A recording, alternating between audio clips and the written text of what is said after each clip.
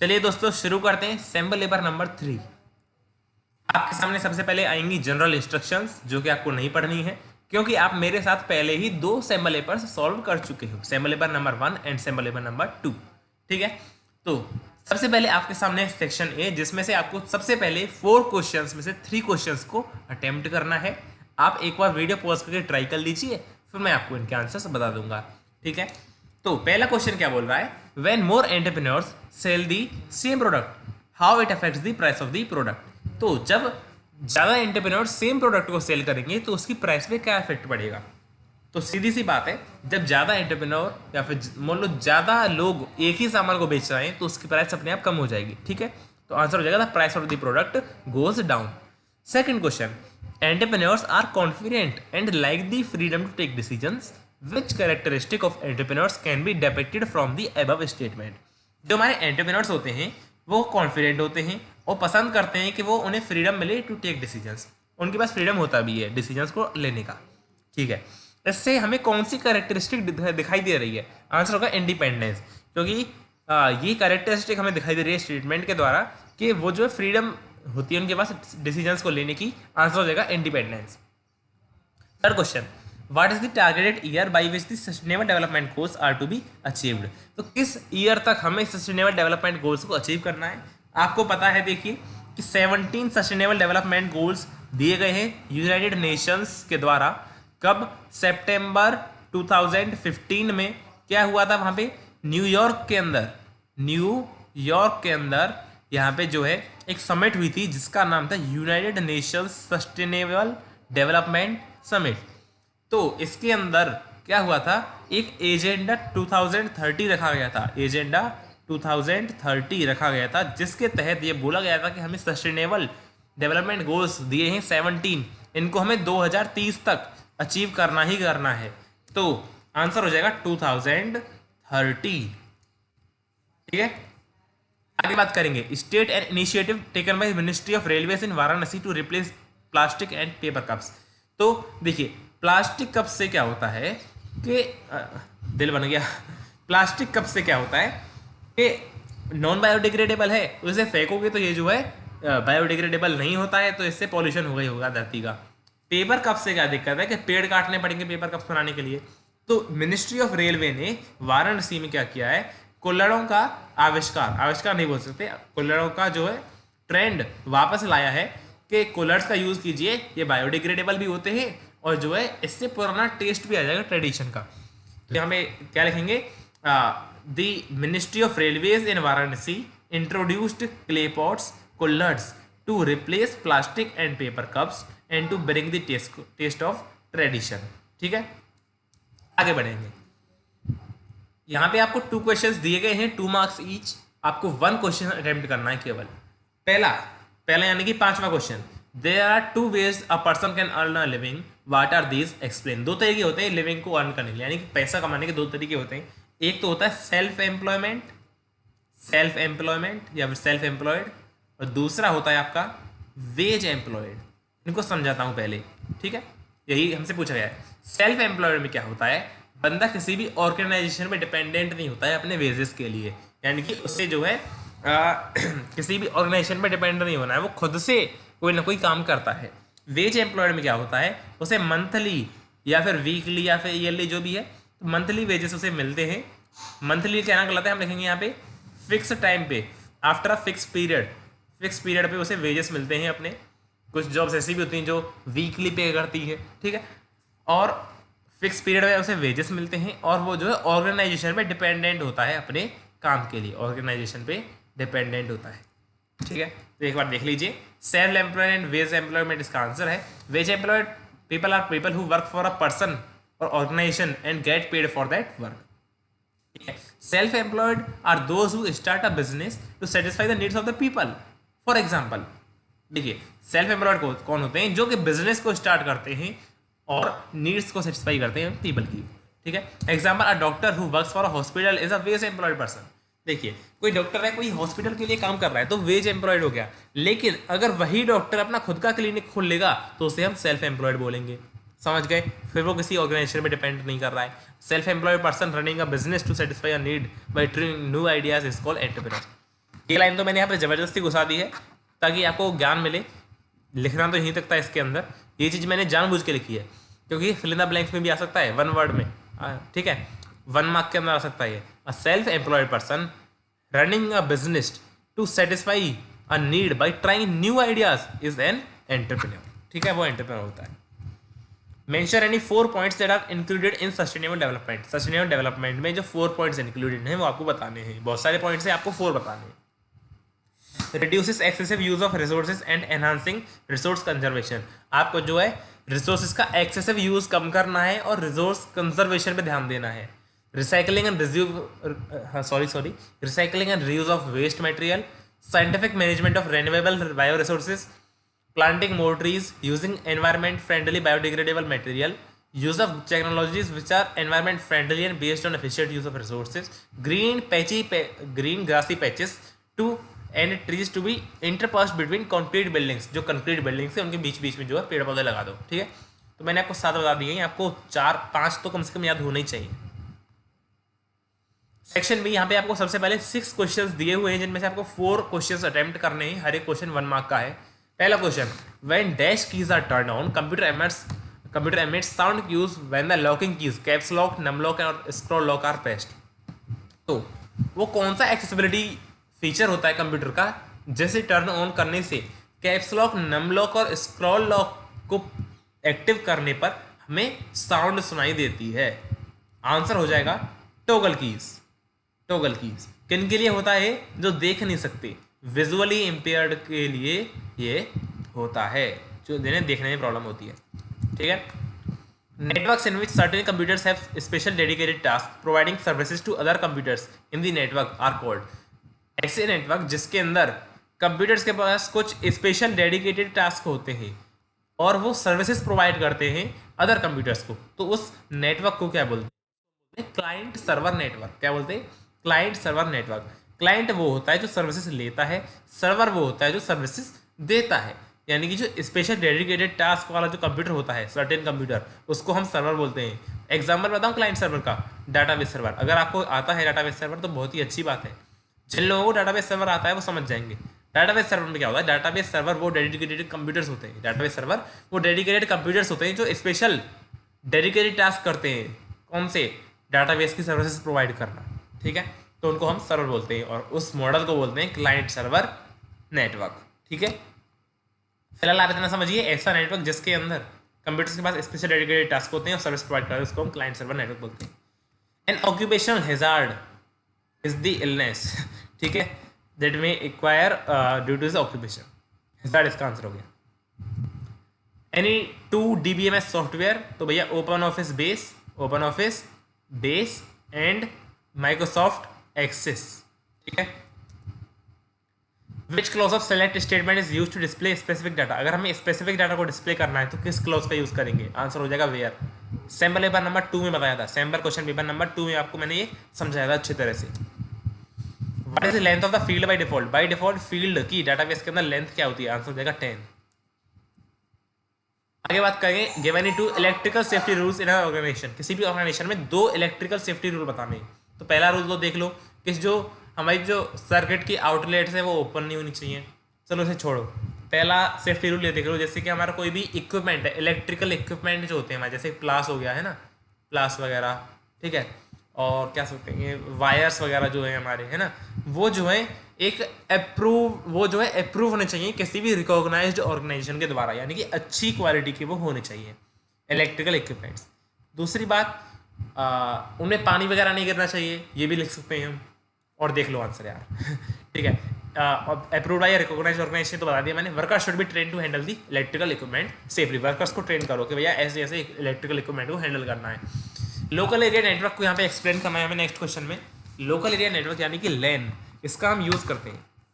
Answer question ऐसे भी आ सकता है, ब्रीफली एक्सप्लेन लैन, तो आपको लैन की फुल फॉर्म पता होनी चाहिए, लोकल एरिया नेटवर्क। इसका हम यूज़ करते हैं छोटे एरिया में नेटवर्क बनाने के लिए, ठीक है। इसके अंदर जो है हम क्या क्या आता है इसके अंदर, चलो लिखा हुआ देख लेते हैं पहले। Connects computer and devices in a limited geographical area such as home, school, computer laboratory, office building और closely position group of buildings. Usually local area networks offer very high speeds and are used for connecting computers and peripherals such as printer, scanner, etc. Network के अंदर केवल वही नहीं होते, network के अंदर केवल कंप्यूटर ही नहीं, उनके जो है पेरिफेरल्स भी होते हैं जैसे कि प्रिंटर, स्कैनर वगैरह। तो यहाँ पे लैन का हम यूज़ करते हैं कंप्यूटर से कनेक्ट करने के लिए, और प्रिंटर और स्कैनर को जो हम कनेक्ट करते हैं ना, प्रिंटर, स्कैनर और आपका स्पीकर वगैरह हो गया, इनको कनेक्ट करने के लिए जो हम यूज़ करते हैं तो उसे भी हम लैन ही बोलेंगे, लोकल एरिया नेटवर्क। इसकी स्पीड हाई होती है। Purpose of offline blog editor, मैंने आपको असेंबली पेपर नंबर 2 में ये बताया अभी तक कि ऑफलाइन ब्लॉग एडिटर का हम यूज़ करते हैं किसी ब्लॉग पे पोस्ट अपडेट करने के लिए ऑफलाइन, यानी कि अगर हमें किसी भी ब्लॉग पे अपनी पे पोस्ट क्रिएट करनी है तो हम बिना इंटरनेट के करना चाहते हैं तो उसके लिए ऑफलाइन ब्लॉग एडिटर यूज़ कर लेंगे, लेकिन वो अपलोड तभी होगा जब इंटरनेट कनेक्शन अवेलेबल होगा हमारे पास। ठीक है, तो if you do not have an internet connection you can create blogs using offline blog editor या blog application and publish the blog where never internet connectivity is available. आगे बात करेंगे question number 16, that is short note on DBMS. DBMS यानी कि database management system, इस पर short note हमें लिखना है। लिखते हैं तो A database management system is a software package with computer programs that controls the creation, maintenance and use of the database। कुछ भी नहीं है, DBMS एक ऐसा सॉफ्टवेयर होता है जिससे हम डाटाबेस को क्रिएट, मेंटेन एंड यूज कर सकते हैं। Examples: Oracle, OpenOffice Base, IBM DB2, Microsoft SQL Server, Microsoft Access, PostgreSQL, MySQL, FoxPro and SQLite। Define forms in a database। Question number 17, define forms in a database। तो form क्या होता है? Form एक ऐसा तरीका होता है, या फिर बोल सकते हैं एक ऐसा माध्यम है हमारे डाटाबेस के अंदर जिसका हम यूज़ करके अपने डाटाबेस में इंफॉर्मेशन को स्टोर कर सकते हैं, मॉडिफाई कर सकते हैं, डिलीट कर सकते हैं। किसकी मदद से? केवल फॉर्म की मदद से। और फॉर्म जो है ना वो यूज़र स्पेसिफाइड लेआउट में होता है। यूज़र स्पेसिफाइड लेआउट यानी कि हम खुद उसका लेआउट बनाते हैं, यानी कि फॉर्म की डिज़ाइन भी हम ही बनाते हैं। बना के दिखाया अभी था वन शॉट वीडियो में। तो form provides the user systematic way of storing information into the database. It is an interface in a user specified layout that lets users to view, enter and change directly data in the database objects such as tables. What is the use of queries in base? Base में queries का use क्या है? तो देखिए, query का हम use करते हैं किसी भी इंफॉर्मेशन को कलेक्ट करने के लिए from the pool of data. Query is use to collect specific information from the pool of data. Query helps us to join information from different tables and filter that information. ठीक है, तो query जो है different table से data को उठा के हमें दे देती है और उस इंफॉर्मेशन को फिल्टर करके देती है। आगे बात करें question number 19, right any 4 features of the database. Database के 4 फीचर आपको यहाँ पे बताने हैं। ठीक है, बता देंगे, कोई दिक्कत नहीं है। पहला फीचर, डाटाबेस कैन हैव 1 और मोर टेबल्स। भाई एक या एक से ज़्यादा टेबल्स हो सकती हैं डाटाबेस के अंदर।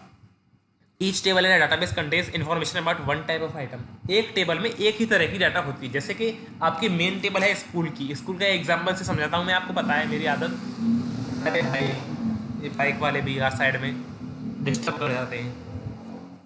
जिस रूम में मैं आपको पढ़ा रहा हूँ वो बिल्कुल रोड से लगा हुआ है, यानी कि बाहर वाला रूम है।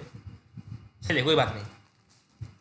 हाँ, तो हम क्या बात कर रहे थे? हम बात कर रहे थे 4 फीचर्स ऑफ द डाटाबेस। पहला फीचर, डाटाबेस में एक या एक से ज़्यादा टेबल्स हो सकती हैं। दूसरा फीचर है कि हर एक टेबल में जो है एक टाइप की इन्फॉर्मेशन होती है about one type of item. जैसे कि स्कूल का एग्जांपल लेता हूँ मैं हर बार। आपकी एक टेबल है कैंटीन की, तो कैंटीन की टेबल में कैंटीन के बारे में इन्फॉर्मेशन होगी। एक टेबल है आपकी लाइब्रेरी की, तो वहाँ पे लाइब्रेरी के बारे में इन्फॉर्मेशन होगी, किस बच्चे ने कब कौन सी किताब बोरो की है लाइब्रेरी से।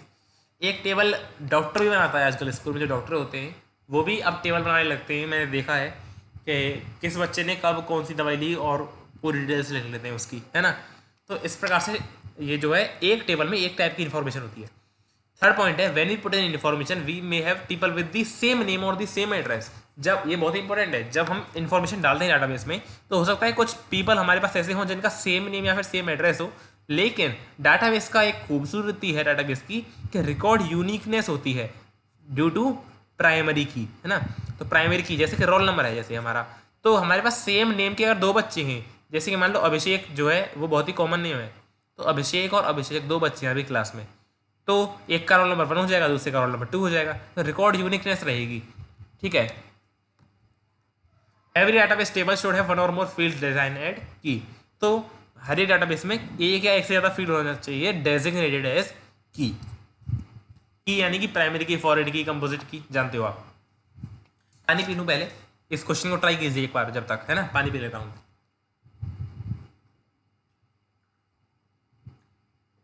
चलिए, इमरजेंसी एंड एक्सीडेंट आपको डिफाइन करना है। इमरजेंसी क्या होता है? एक ऐसी अनएक्सपेक्टेड सिचुएशन जिसको इमीडिएट एक्शन और अटेंशन की जरूरत है, जैसे कि फ्लड वगैरह आ गई, ठीक है, ये सब। तो और हम क्या कह सकते हैं, an emergency situation might pose a sudden risk to life, property, health etcetera. तो इससे लाइफ को भी रिस्क होता है, प्रॉपर्टी और हेल्थ का तो रिस्क होता ही है, and needs intervention to prevent deteriorating results and hazards. तो हमें इंटरवेंशन की जरूरत होती है घातक रिजल्ट से बचने के लिए। एक्सीडेंट क्या होता है? Accident is an unplanned event that may happen all of a sudden and may lead to unwanted और अनप्रीसेडेड रिजल्ट आउटकम्स। अब देखिए, एक्सीडेंट क्या होता है कि एक ऐसा इवेंट है जो कि किसी ने सोचा भी नहीं था, अनप्लान्ड होता है, और उससे ऐसे अनप्रेसिडेंटेड या फिर अनवांटेड रिजल्ट्स भी आ सकते हैं। या फिर जैसे कि रोड एक्सीडेंट हो गया, तो कभी भी हो सकता है, वो तो किसी की भी डेथ हो सकती है रोड एक्सीडेंट में। तो इमरजेंसी और एक्सीडेंट समझ में आ गया होगा। इमरजेंसी कोई भी ऐसी सिचुएशन हो सकती है जिसमें इमीडिएट अटेंशन की जरूरत होती है। It can be defined, accident की एक और डेफिनेशन देख सकते हो, it can be defined as an unfortunate incident that occurs unintentionally causing hazardous result और इंजरी और अनवांटेड रिजल्ट्स। ठीक है, आगे बात करेंगे सबसे इंपॉर्टेंट क्वेश्चन। आप, मुझे लगता है कुछ लोग तो इसी का इंतजार कर रहे थे सैम्पल पेपर में, कुछ लोग तो ऐसे भी हैं जो इसी सैम्पल पेपर को करने के लिए यहाँ पे आते हैं, है ना। ट्राई किया होगा, मुझे पता है। कुछ हरामी अभी भी हैं जो ट्राई नहीं करते, कोई बात नहीं, अगली बार से, अगले सैम्पल पेपर से सभी को ट्राई करना है। बेल आइकन को जरूर प्रेस कीजिए ताकि आपको सैम्पल पेपर्स की नोटिफिकेशंस मिलती रहे, है ना। चलिए शुरू करते हैं इसे। यहाँ पे एक टेबल दी गई है जिसका नाम है मास्टर।